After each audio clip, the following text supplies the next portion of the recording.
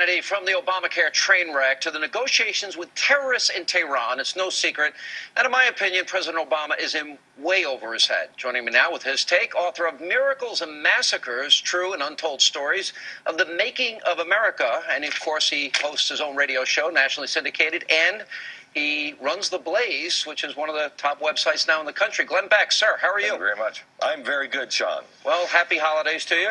And, why is there, I consider myself a Tea Party conservative. I think you do too. Mm-hmm. Why are the establishment Republicans now fighting the guys like Lee and Cruz and Rand and Marco? Well, why this divide? Really? You want me to answer that? I really want you. I'd love to. I want you to. Yeah. Progressivism. You remember when I went to CPAC, what was 4 years ago, and made the Republicans very uncomfortable because I said progressivism isn't a disease that just runs in the Democrats, it runs in the Republicans. And I wrote down John McCain's name and Lindsey Graham's name. There's a lot of progressive Republicans, and you have to remember, Theodore Roosevelt is the guy who started it. They believe in big government. And I'm sorry to say, Sean, and you know this to be true, we send people in there, and it's like sending them to the lion's den, just waiting to be eaten by the machine that is Washington now. There are people that are more interested in keeping their cushy jobs and keeping their lifestyle and all of their perks and benefits than actually doing what's right for the country and following the Constitution. And this battle does go back a long time. You can take it back to Goldwater, Nixon. Everyone in the Republican Party gives lip service to Reagan, but Reagan challenged a sitting Republican president in 1976. That's kind of Tea Party-ish to me. They said the same thing about Ronald Reagan in 1976, that he was going to destroy the Republican Party. They said that he shouldn't have done that in 1976. They said that he was a loose cannon. They called him every name in the sun. They wouldn't welcome Ronald Reagan in. For all the people in the Republican Party that quote Ronald Reagan, and all the people now, strangely, like the president loves Ronald Reagan. Yeah. They're all saying, oh, Ronald Reagan, he was No, he wasn't.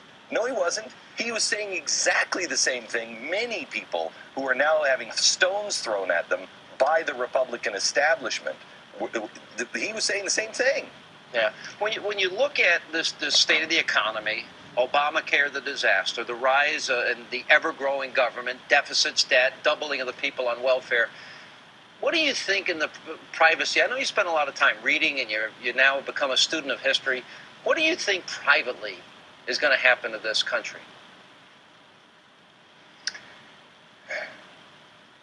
I think that we are in trouble. Yeah, and I think that we are in a situation that we will either rise to the occasion and be our best selves. I saw something that happened over the weekend, Sean, a poll that came out. I know you must have talked about it today. 70% of Americans don't trust each other. They think only 30% of this country you can trust. If that remains true, well, we then become Europe. We have to trust each other. We have to be our better selves. Otherwise, we break up and we never come back.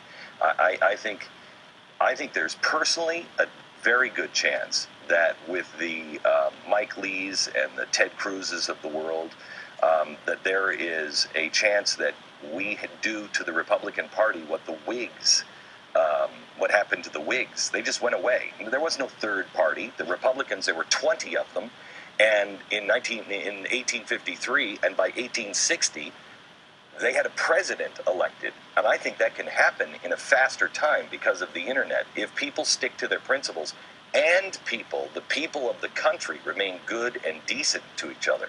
But if we start to believe these things that, we're all playing the game knockout and we're all fighting over, a few extra bucks for a discounted TV, we're doomed. We're doomed. Aren't there some easy answers? There was once a great inventor that said, and it stuck with me, the obvious, which is often unseen until someone expresses it simply. For example, in your book, I know you talk about a lot of people, and you delve into history and stuff, Thomas Edison, etc.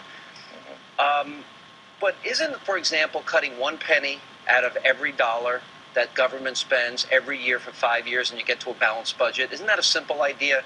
Isn't drilling like they're doing in North Dakota and Midland, Texas, where they're creating jobs and lessening our dependence on foreign oil? Isn't that one of the simple answers?